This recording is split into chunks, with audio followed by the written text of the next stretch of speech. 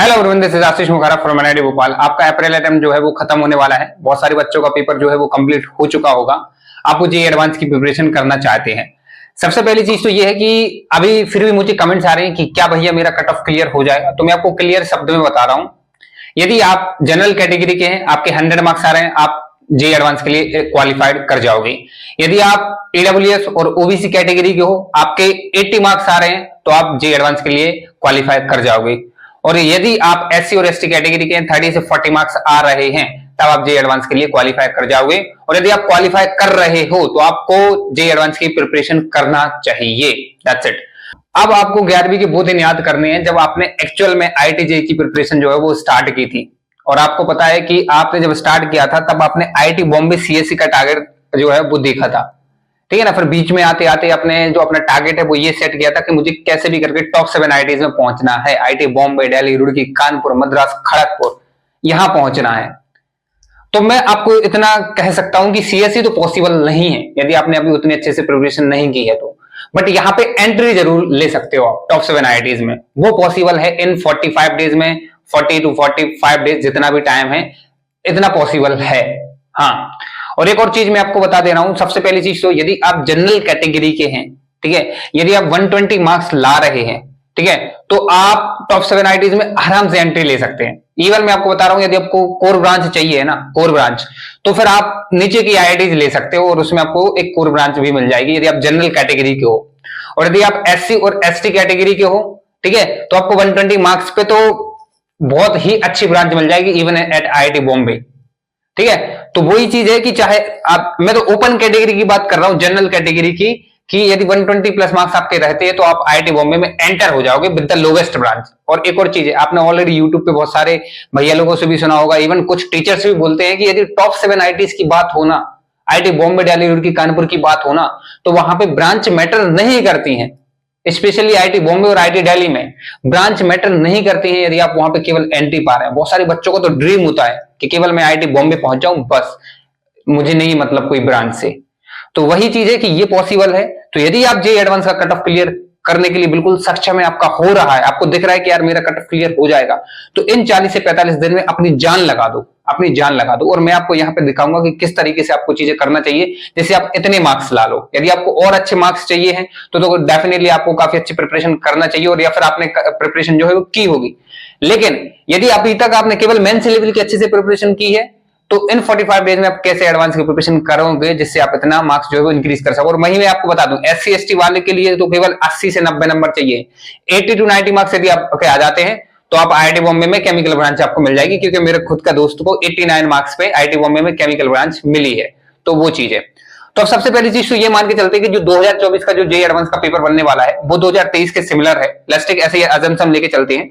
तो 120 मार्क्स कैसे आ सकते हैं, पहले आपको थोड़ा सा मैं कॉन्फिडेंस से दिला रहा हूं। देखो, ये 2023 का पेपर है जो मैंने दिया था, ठीक है। उसमें जो पेपर 1 है उसमें फिजिक्स, केमिस्ट्री और मैथ्स 17 क्वेश्चन आए थे तीनों सेक्शन में, ठीक है।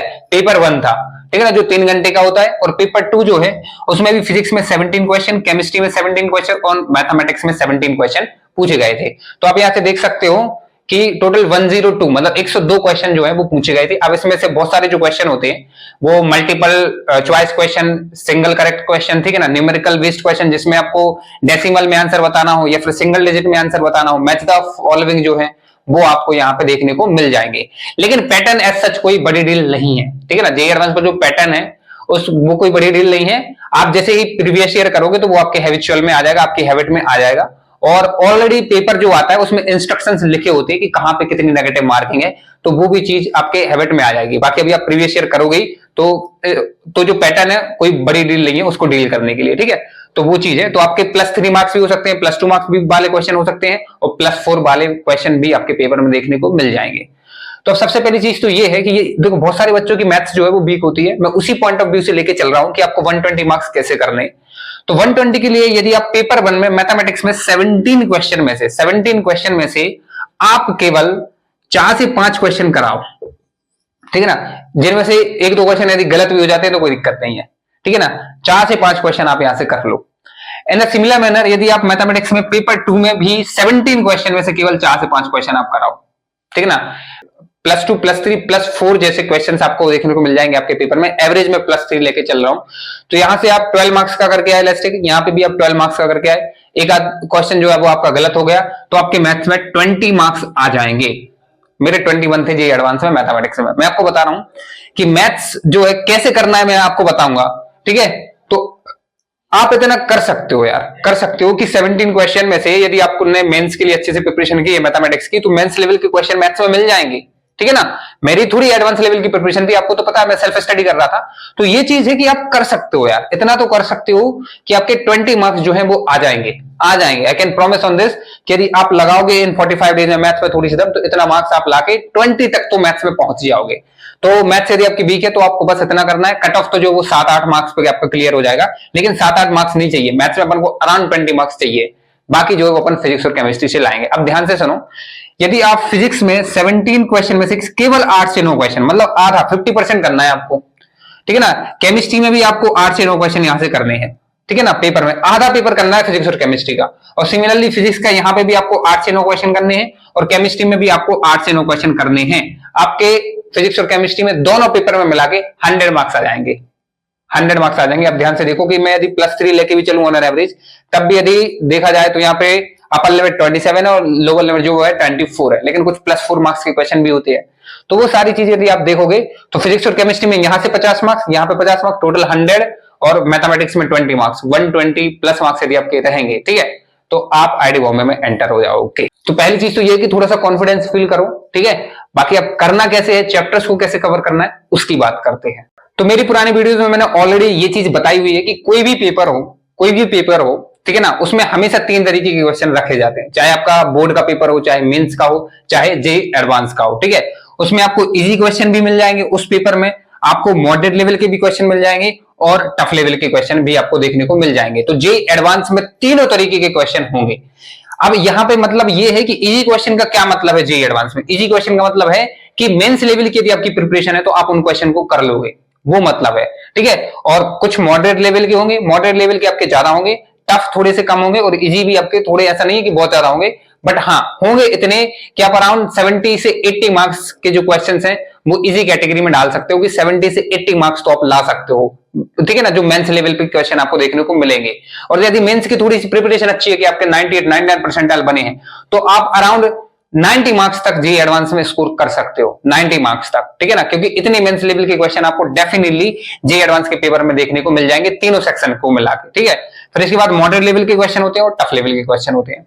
तो आपको वही चीज अपने माइंड में रखनी है कि पेपर में आपको इजी क्वेश्चन भी देखने को मिलने वाले हैं। तो अब बात ये आती है कि जब पेपर में इजी क्वेश्चन है तीनों सेक्शन में, तो वो तो छूटना ही नहीं चाहिए, वो तो अपन को कैसे भी करके करना ही करना है।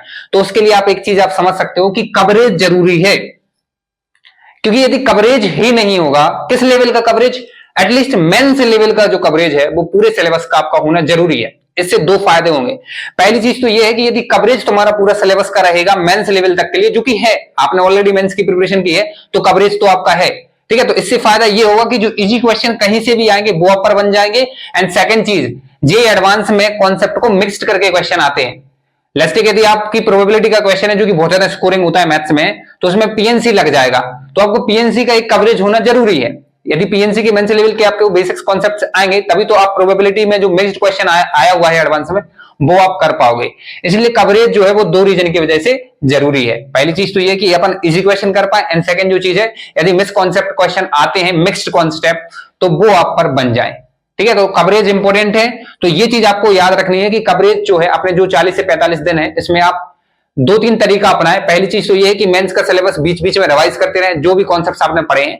लेकिन जब आप जेईई एडवांस के लिए उसको रिवाइज कर रहे हैं, तो इंपॉर्टेंट फोकस आपको डेरिवेशंस पे रखना है, ठीक है ना। जैसे आप सेंटर ऑफ मास या रोटेशन, इलेक्ट्रोस्टैटिक्स, मैग्नेटिज्म वगैरह पढ़ रहे हो, तो जो उसमें इंटीग्रेशन होता है ना, उस पर आपको ज्यादा फोकस करना है। एंड सिमिलरली आप कवरेज के लिए कुछ कुछ ये भी तरीका अपना सकते हो कि बीच में आप एक मेंस का पेपर दे दो, ठीक है ना, जो प्रीवियस ईयर है वो पेपर उठा के देखो, 3 से 4 घंटे में यदि आप 90 क्वेश्चंस करोगे, तो उससे भी आपका पूरा जो सिलेबस है वो रिवाइज हो जाएगा। तो इन 2 तरीके से आपको कवरेज तो रखना ही है, लेकिन केवल कवरेज से अपना कुछ नहीं होगा, सिर्फ इजी क्वेश्चन अपन कर लेंगे, उसके लिए अपन ने कर लिया। अब बात ये आती है कि जो इंपॉर्टेंट चैप्टर्स होते हैं उनको आपको एडवांस लेवल पे पहुंचाना है।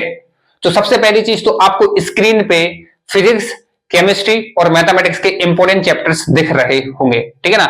इंपॉर्टेंट चैप्टर्स ये जो है हाइब्रिड चैप्टर है, इनमें हमेशा से बहुत ज्यादा क्वेश्चंस पूछे जा रहे हैं।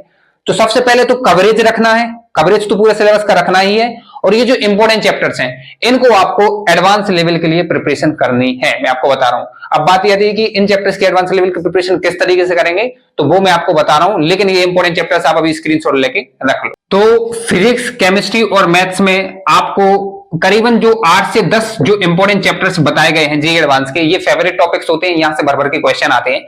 तो इनको आपको प्रिपेयर कैसे करना है, तो देखो कुछ कुछ बच्चे ऐसे होंगे जिन्होंने अभी जेईई एडवांस का एक भी क्वेश्चन नहीं किया होगा, लेकिन उनके मेंस की प्रिपरेशन काफी अच्छी थी, ठीक है ना। तो उन बच्चों को केवल एक ही सजेशन है कि यदि आप जेईई एडवांस के डायरेक्टली प्रीवियस ईयर पे जाओगे तो आप पर क्वेश्चन वहां पे नहीं बनेंगे, आप डिमोटिवेट हो जाओगे। तो उसके लिए आपको क्या करना है, आपको देखने हैं सॉल्विंग सेशंस, ठीक है ना। मतलब जेईई एडवांस के अराउंड 15 से 20 मतलब, ठीक है ना, 15 to 20 क्वेश्चंस आपको सॉल्व होते हुए देखने हैं कि टीचर एक्चुअली में सॉल्व करता कैसे है, ठीक है ना। जेईई एडवांस का अप्रोच क्या होता है वो आपको सीखना पड़ेगा। तो उसके लिए आपको YouTube पे बहुत सारी वीडियोस मिल जाएंगी, ठीक है ना, आपको ऑलरेडी बता भी होंगी, या फिर आप YouTube पे टाइप करना जेईई एडवांस सॉल्विंग सेशंस, और पीडब्ल्यू बैच पे भी जाना तो वहां पे भी फ्री में बहुत ज्यादा जो सॉल्विंग सेशंस हैं जेईई एडवांस के लिए डले हुए हैं, चैलेंजर्स क्वेश्चंस, तो उनको आप सॉल्व होते हुए देखें। मोहित त्यागी सर के चैनल पे भी आपको मिल जाएंगे और अनअकैडमी पे भी आपको मिल जाएंगे, ठीक है ना। कुछ कुछ लिंक मैं डिस्क्रिप्शन में दे दूंगा, बट आपको खुद से सर्च करना है। तो आपको सबसे पहले जेईई एडवांस के हर एक चैप्टर, जैसे फॉर एग्जांपल यदि रे ऑप्टिक्स इंपोर्टेंट है, इलेक्ट्रोस्टैटिक्स इंपोर्टेंट है, ठीक है ना, वो आपने नोट कर ही लिया है, तो उनमें आपको सबसे पहले एक सॉल्विंग सेशन देखना है। सॉल्विंग सेशन देख लेना है, और उसमें आपको खुद भी ट्राई करना है सॉल्व करने का, पर टीचर कैसे सॉल्व करना है वो आपको देखना है। नियरली 15 to 20 क्वेश्चंस, और हो सकता है यदि आपके पास मॉड्यूल्स हो या फिर बुक आपने थोड़ी बहुत सॉल्व की हो तो उसमें भी सॉल्व एग्जांपल होंगे एडवांस के, तो उनको आप देख सकते हो कि सॉल्व हो कैसे रहे हैं, ठीक है ना, जेईई एडवांस के। ज्यादा अपन पूरा सिलेबस नहीं करना है, अपन ने ऑलरेडी इंपोर्टेंट चैप्टर्स ही करने हैं, बाकी कवरेज तो अपन ने ऑलरेडी करके रखा हुआ है। तो ये 15 से 20 जैसे ही आप सॉल्व एग्जांपल कर लेते हो, अब आपको डायरेक्टली पीवाईक्यू पे आना है जेईई एडवांस के। कहां से कहां तक, 2000 से लेके 2021 तक, ठीक है ना, क्योंकि अपन 2 साल के छोड़ेंगे। वो क्यों छोड़ेंगे वो भी मैं आपको बता रहा हूं। 2000 से लेके 2021 तक के जेईई एडवांस के प्रीवियस ईयर आपको करने हैं।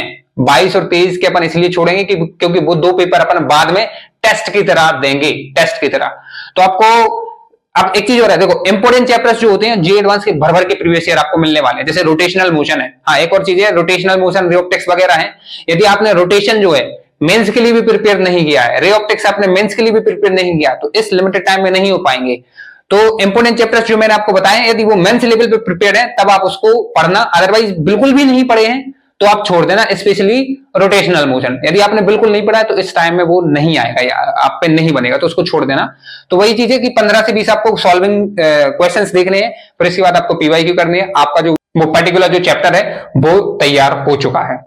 तो इस तरीके से इंपोर्टेंट चैप्टर्स आपको एडवांस लेवल पे कवर करना है। एक बेसिक कवरेज आपका रहेगा, जिससे आप ओवरऑल एक अच्छा स्कोर जो है वो जेईई एडवांस के पेपर में कर लोगे। अब बात ये आती है कि देखो 40 से 45 दिन है, लगभग 6 हफ्ते हैं आपके पास, तो इन 6 हफ्ते में आपको 6 टेस्ट देने हैं जेईई एडवांस के, और उसी टाइम में देने हैं जिस टाइम में आपका जेईई एडवांस का पेपर होगा। और एक और चीज है, 6 घंटे का पेपर है तो 6 ही घंटे में देना है, ठीक है ना, पेपर 1 और पेपर 2।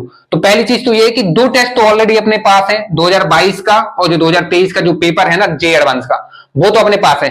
4 आपको कहीं से भी ऑनलाइन जुगाड़ बना लेनी है 4 पेपर्स की।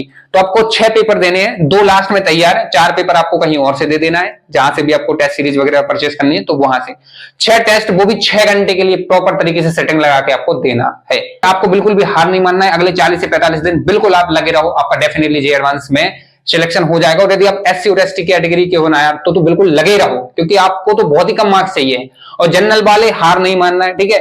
आपको केवल 120 मार्क्स चाहिए, और आप बिल्कुल अच्छे से प्रिपरेशन करोगे तो आपका हो जाएगा।